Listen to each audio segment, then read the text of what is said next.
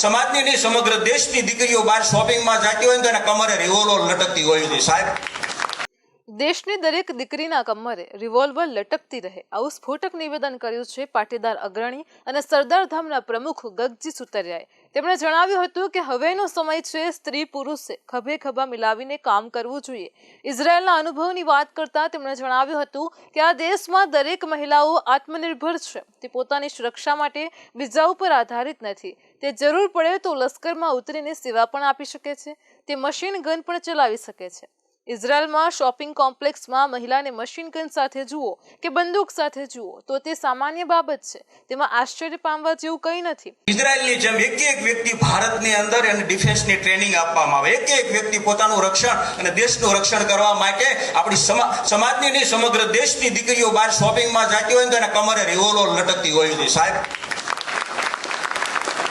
हम जो कहत है वो 25 साल के एडवांस विजन की बात कर रहे हैं। ઇઝરાયલ કેવી રીતે ડેવલપ બાય ટક્કર લેશે? શા માટે? એક વ્યક્તિ ટ્રેનિંગ લીધેલી છે ડિફેન્સ, એક વ્યક્તિ આપણે જોઈ રહ્યા છીએ, બાંગ્લાદેશ જોઈ રહ્યા છીએ, પાકિસ્તાન ઓલી બાજુ, વિષયાંતર નથી કરવું, ટૂંકી જ વાત કરી, બધું જોઈ રહ્યા છીએ અને અંદર હું હાલી રહ્યું છે દેશમાં એ બધું જોઈ રહ્યા છીએ। આ બધાને કેન્દ્રમાં રાખી અને ફરજિયાત લશ્કરની તાલીમ આપવી જોઈએ। તેમણે જણાવ્યું હતું કે દેશમાં દરેક નાગરિકે આત્મરક્ષાની અને લશ્કરી તાલીમ લેવી જોઈએ અને બહેનોએ પણ આ તાલીમ લેવી જોઈએ। આ પ્રકારની તાલીમ આપણી પાસે હશે તો આપણે આતંકવાદ જેવી પ્રવૃત્તિઓને જડબાતોડ જવાબ આપી શકશું। તેમણે જણાવ્યું હતું કે આજે દેશની દીકરીઓ દરેક મોરચે આગળ છે, યુપીએસસીની પરીક્ષા પાસ કરી રહી છે, લશ્કરમાં સ્થાન પામી રહી છે, ફાઇટર પ્લેન ઉડાવી રહી છે અને આ સંજોગોમાં આત્મરક્ષાની તાલીમ કંઈ અલગ નથી। આમ જે દેશની દીકરીઓ મજબૂત હશે તે દેશ સામે કોઈ આંખ ઉઠાવીને જોવાની હિંમત પણ નહીં કરે। પાટીદાર દીકરીઓને આપણા દેશની દીકરીઓમાં કોઈકની આંખમાં આંખ મિલાવીને જવાબ આપવાની ક્ષમતા હોવી જોઈએ। સરદાર ધામ ખાતેથી તાલીમ મેળવી યુપીએસસી જીપીએસસી પરીક્ષામાં સફળ થયેલા વિદ્યાર્થીઓના સન્માન સમારંભમાં તેમણે આ વાત જણાવી હતી। તેમણે જણાવ્યું હતું કે મારી આ વાત આગામી 25 વર્ષના ભવિષ્યને ધ્યાનમાં રાખીને કહેવાઈ રહી છે, ફક્ત આજે કહી દીધું અને કાલે જ અમલ કરી નાખવો તેવી વાત નથી, પણ તબક્કાવાર ધોરણે પોતે મજબૂત થવાની અને દેશને મજબૂત કરવાની વાત છે। આપણી દીકરીઓને કદાચ લશ્કરી તાલીમ શક્ય ન હોય તો કમસે કમ લાઠી અને તલવારબાજીની પરંપરાગત તાલીમ તો આપવી જ જોઈએ।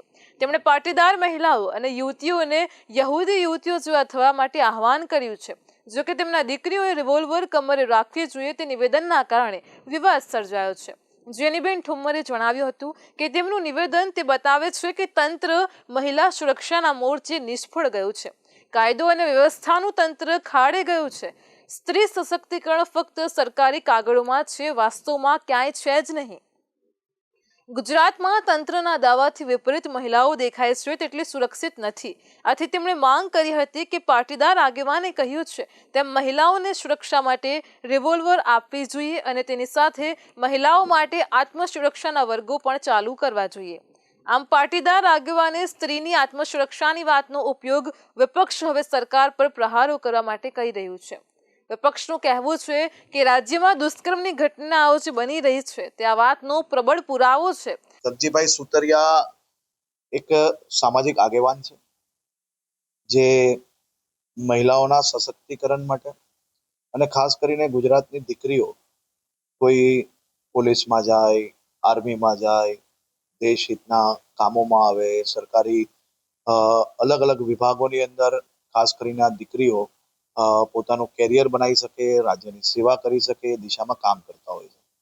મહિલા સશક્તિકરણ માટે એ હંમેશા પ્રયત્નશીલ હોય છે અને હું માનું છું ત્યાર સુધી જેમ તમે મને જે કહ્યું એ અગર જોઈએ તો એમનું જે ધ્યેય છે એ મહિલા સશક્તિકરણમાં આવનારા દિવસોમાં વધુમાં વધુ દીકરીઓ બી પોતાના સશક્તિકરણ માટે આ પ્રકારના ટ્રેનિંગ લે, આ પ્રકારની જે પોતાનો કોન્ફિડન્સ છે એ ડેવલપ કરે તે માટે બોલ્યા હશે હું માનું છું।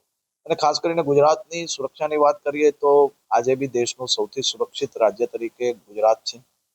વિપક્ષના પ્રહારના પરિણામે ગૃહ રાજ્યમંત્રી હર્ષ સંઘવી મેદાનમાં ઉતર્યા હતા। તેમણે જણાવ્યું હતું કે ગગજી સુતરિયાના વિધાનોનો ઉપયોગ વિપક્ષ જુદી રીતે કરે છે।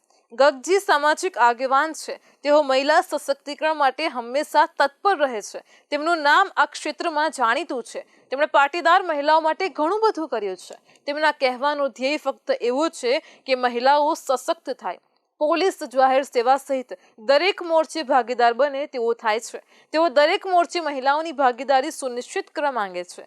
દેશની અને દરેક રાજ્યની વસ્તીનો અડધો હિસ્સો મહિલાઓનો છે અને તે પાછળ રહી જાય તે કેમ ચાલે, એમ તેમનું કહેવું છે.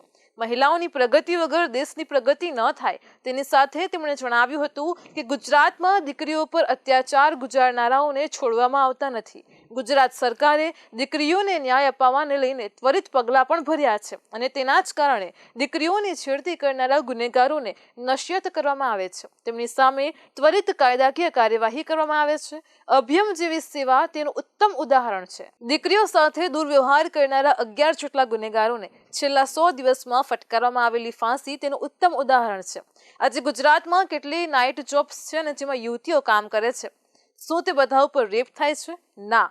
કેમ? તેનું કારણ ગુજરાત સરકારમાં તેમનો પ્રબળ વિશ્વાસ છે.